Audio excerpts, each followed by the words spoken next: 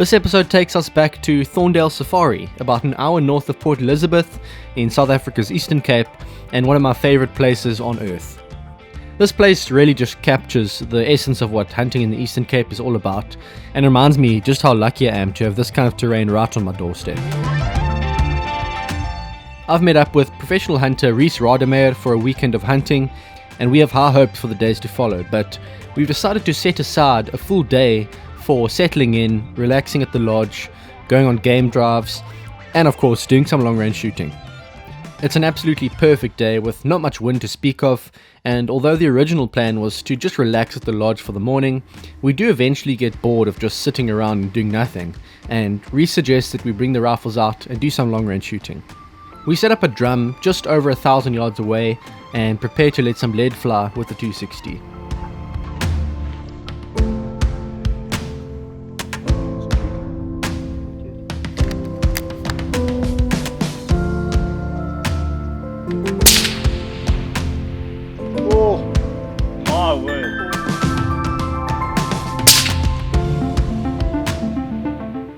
The shooting is a great confidence booster before the hunt because it allows us to validate the trajectory in these conditions and get a feel for the wind. If we can consistently hit a target this size at this distance, which is further than I'd ever hunt, then I know that I'll be able to comfortably take a long shot at an animal if the opportunity presents itself. This also gives us the opportunity to test out the scope cam on a centerfire rifle for the first time, and although it makes things a little bit awkward, it seems to be working quite well.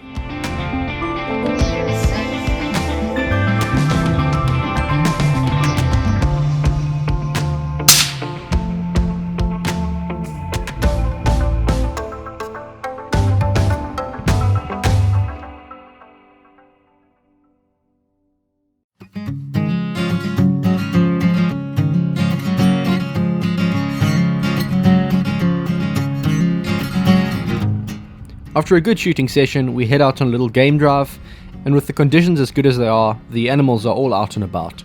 We spend some time enjoying the scenery, watching the animals go about their business, and taking out a few mischievous monkeys that hang around the farm workers' houses.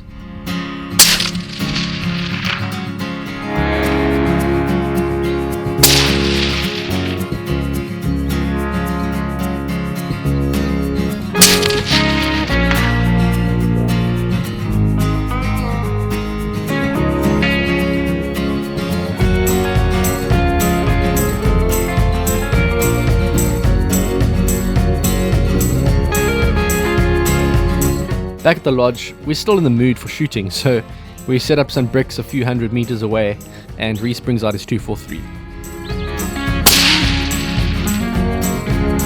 Hey!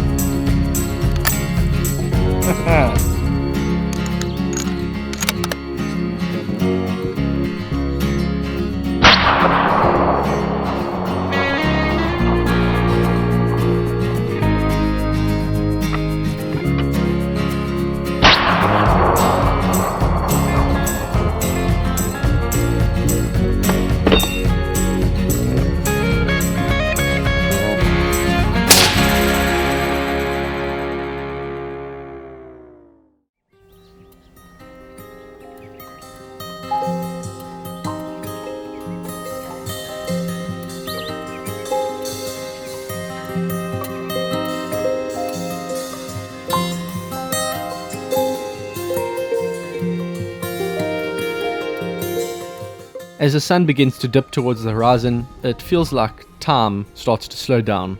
The lodge is situated right on the hill, so you get a beautiful panoramic view of the sunset and the wide open plains below. We'd been struggling a little bit with mirage earlier on in the day as the sun had been beating down, but the drop in temperature provided great conditions for long range shooting, and so we set up on the hill for one last practice session. Ooh. Either hit it or just over. Let's do it again. Oh.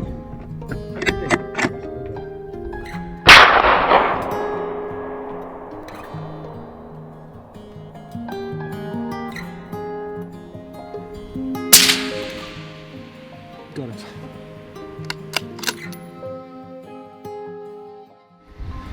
Well, tomorrow's our hunting day. today we just kind of arrived here at the lodge and started setting up, but we have some time to kill. So sun's just gone down. We've got an opportunity to put a target out at long range and take a few shots here. We went down and put a paraffin drum, probably about a 5 or 7 litre drum out there.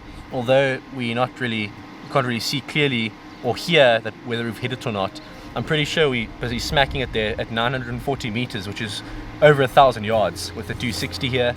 So I'm really happy with that. The gun can definitely do the job. So I suppose tomorrow it's all up to me and the PH, and let's see if we can get the job done. It's going to be very much an opportunistic kind of hunting where we go out and not really sure what we want to shoot. We're just going to take it as it comes, and if something nice pops up, we're going to decide amongst ourselves whether we're going to go for it or not, and then try and get it done. So really exciting, really great to be back here at Beautiful Thorndale Safari. I absolutely love this place, one of my favorite spots.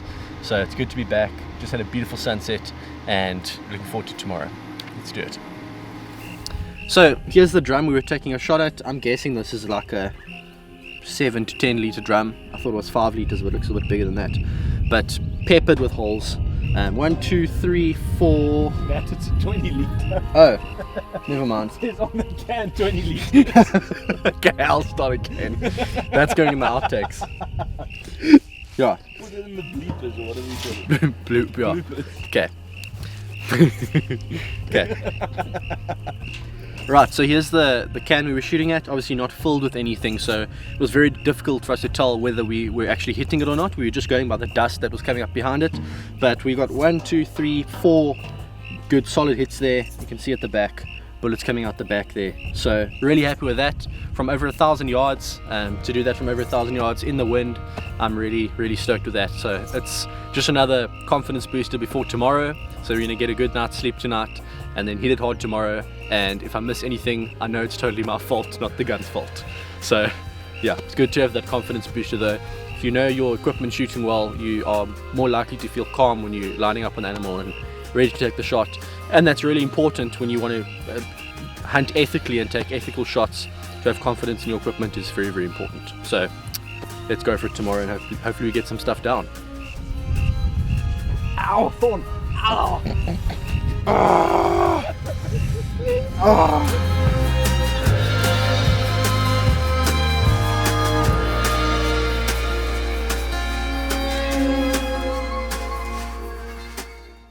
Reese is the only person in the house who actually knows how to cook properly.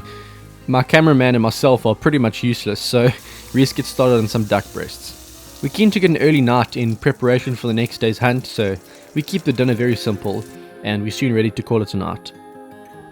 In the next episode, we'll be heading out in the mountains in search of some classic South African species, and taking some nice long shots, filmed through the scope cam for the first time ever. Once again, thank you so much for watching, and I'll catch you on the next episode.